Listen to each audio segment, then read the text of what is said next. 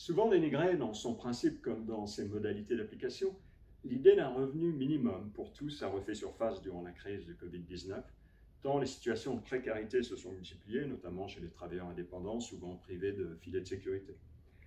On peut le justifier sous des angles multiples, philosophiques, anthropologiques et socio-économiques.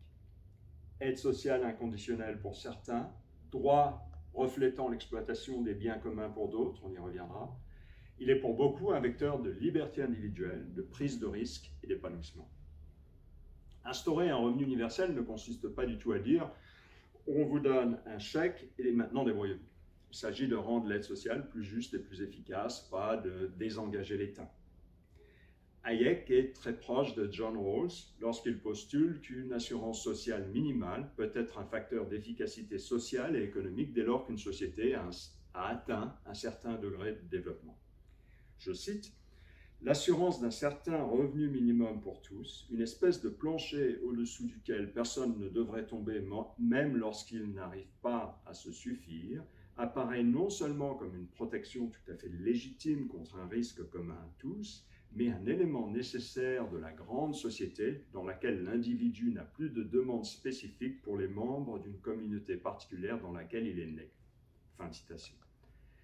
Pareillement, pour le philosophe Philippe Van Parijs, le revenu universel constitue un moyen puissant pour permettre à l'individu de jouir d'une liberté réelle, de réduire l'exclusion, de le rendre citoyen à part entière, de croire à son avenir en investissant dans son éducation et sa formation tout au long de son existence et de faire en sorte que l'incertitude de l'avenir ne l'empêche pas de planifier sa vie, d'oser sa vie d'une certaine manière. Le revenu universel ne s'ajouterait pas forcément à tous les dispositifs d'aide sociale existants. Il pourrait en fait en grande partie s'y substituer dans une perspective budgétaire neutre, car la question d'augmenter ou de baisser la pression fiscale dans son ensemble mérite d'être envisagée séparément, si on ne veut pas obscurcir le débat. En fait, le revenu universel ne peut guère s'envisager en dehors d'une remise à plat totale de la fiscalité des aides sociales des ménages et fonctionnerait idéalement en tandem avec un impôt négatif. Même si on ne saurait supprimer l'intégralité des aides existantes, par exemple l'aide au handicap, qui est spécifique, les avantages du système sont évidents.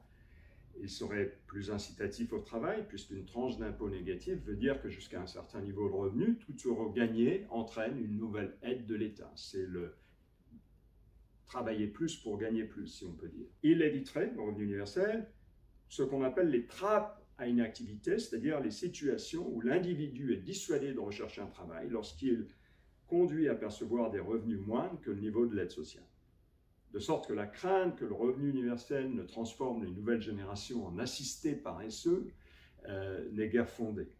L'aide sociale, en fait, peut plus facilement conduire à un aléa moral qu'un revenu de base. Absorbeur de choc aussi, choc macroéconomique, choc de la vie, le revenu universel devrait empêcher les ménages de trop freiner leurs dépenses en période de difficulté et donc de déclencher un cercle vicieux de dépression économique lorsqu'un trop grand nombre d'entre eux subit la crise en même temps. Car si on en croit ce qu'on appelle la théorie du revenu permanent, qui n'est pas forcément une théorie admise par tous, mais qui est assez intuitive, les agents économiques déterminent davantage leur consommation sur la base de leurs revenus passés et futurs que sur la base de leurs revenus courants. Par ailleurs, l'appétit pour le risque sera d'autant plus élevé que le revenu sera stable. C'est une considération importante si l'on veut encourager l'entrepreneuriat. Moins de peur du lendemain peut aussi inciter le citoyen à accepter plus facilement les compromis nécessaires dans le court terme pour assurer le succès des politiques publiques de long terme, premier rang desquelles les politiques de lutte contre le réchauffement climatique. Existe-t-il des alternatives au revenu universel ? Bien, certains militent pour un capital universel. D'ailleurs, l'idée est aussi ancienne que celle du revenu universel lui-même. Thomas Paine, un des pères fondateurs des États-Unis, le recommandait à la fin du XVIIIe siècle. Il est vrai dans une optique assez spécifique, celle du partage des terres du continent américain. Aujourd'hui, le concept de capital universel est repris par Thomas Piketty, entre autres. On donnerait à chaque jeune un capital significatif de l'ordre de 120 000 € lorsqu'il atteint un certain âge, 25 ans, censé l'aider à mener à bien ses projets et à développer son capital humain. Mais en plus, on devrait tellement taxer les plus riches, parce que le financement du capital universel s'élèverait à plusieurs points de PIB chaque année, que l'on réduirait très nettement les inégalités de patrimoine. Et donc, pour Piketty et d'autres, on fait d'une pierre deux coups. Malheureusement, l'instauration d'un tel instrument aurait de très fortes conséquences négatives. Le risque principal, c'est que l'on redirigerait massivement l'investissement de projets rentables vers des projets à la rentabilité douteuse.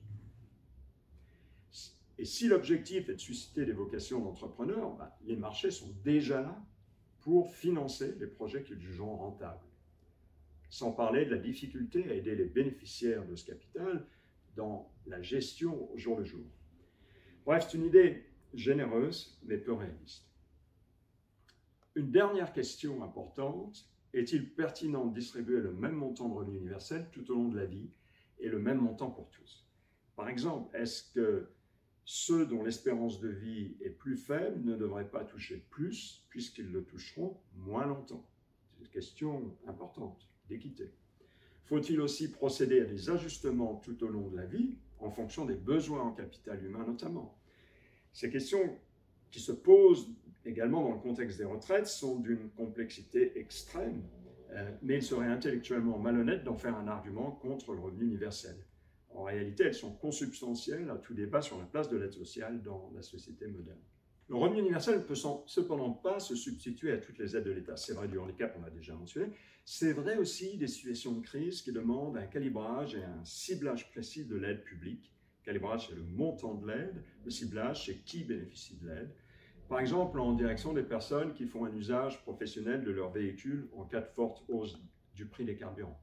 Dans tous les cas, le revenu universel peut être un formidable outil de renouveau de la protection sociale.